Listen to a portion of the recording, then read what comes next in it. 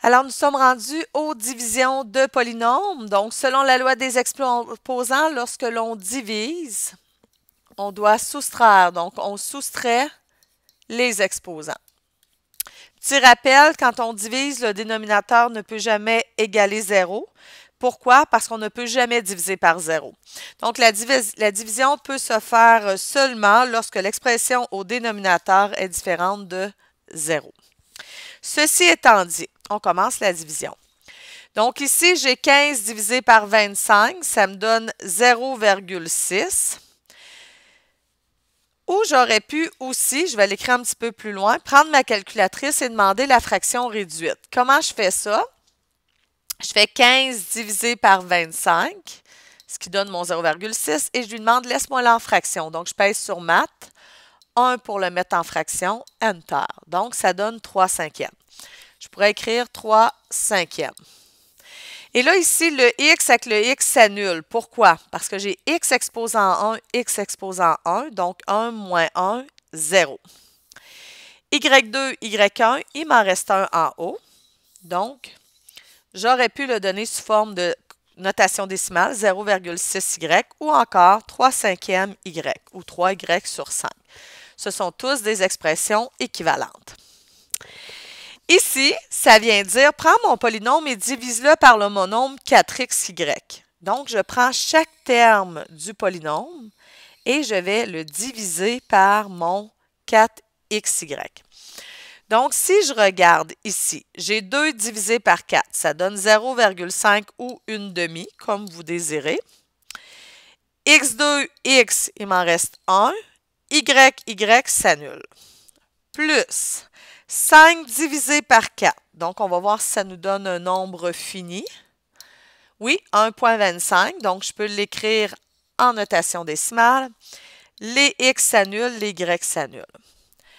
J'ai moins 8 divisé par 4, moins 2. J'ai pas de x en haut, mais il y en a un en bas. Fait que soit que je le laisse en bas, ou encore, qu'est-ce que je réfléchis? C'est comme si ici, j'avais x à la 0 quand il n'y en a pas. Donc, 0 moins 1, ça donne x exposant moins 1. Et j'ai y2 divisé par y. Donc, quand je soustrais les exposants, il me reste un y. Ici, juste pour vous l'expliquer, j'aurais pu ici mettre le y en bas. Donc, j'aurais pu écrire 0,5y plus 1,25 moins 2y sur x. Donc, ici, le x est à la 1. Ça, c'est un petit rappel en secondaire 2. Hein, quand l'exposant négatif, si on veut le rendre positif, on l'envoie au dénominateur. Ici, j'ai 3a sur 4 et je vais venir le multiplier. Donc, qu'est-ce que je fais? Petit rappel, dans la multiplication de fractions, on multiplie numérateur avec numérateur, dénominateur avec dénominateur. Donc, 3 fois 8, 24. Ici, j'ai un A, j'ai rien, donc il reste un A. Et au dénominateur, 4 fois 1, 4. 3 fois moins 16. Donc, 3 fois 16, je crois que c'est 48. Je valide.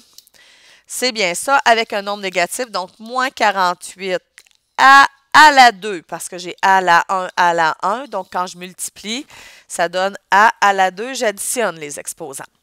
J'ai toujours mon 4 au dénominateur que je vais multiplier par 1, qui donne 4. Ensuite, je vais faire 24 divisé par 4. Ça donne 6. Et 48 divisé par 4 me donne 12. Et je garde mes lettres identiques, mes variables, parce qu'il n'y a pas de lettres au dénominateur. Je termine avec l'exemple à l'autre page. Donc, on va y aller étape par étape.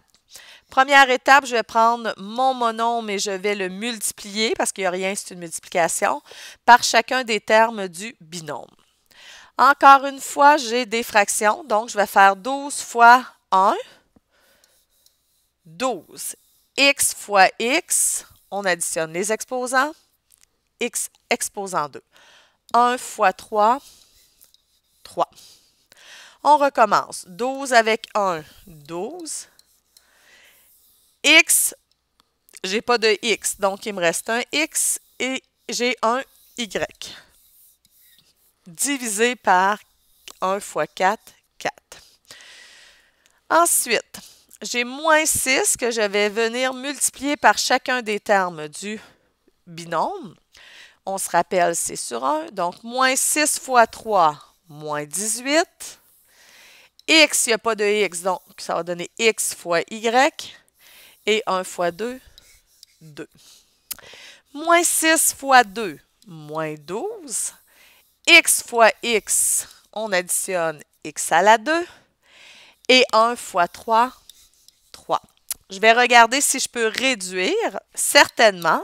12 se divise par 3, donc ça me donne 4x2 plus 3xy moins 9xy et moins 4x carré. Je regarde s'il y a des termes semblables. Oui, j'ai des x carrés avec des x carrés, donc 4 moins 4, ça donne 0. Et j'ai ici des xy avec des xy, donc ça donne moins 6xy. Donc, avec ce vidéo-ci, vous devriez être en mesure de faire les numéros sur la division.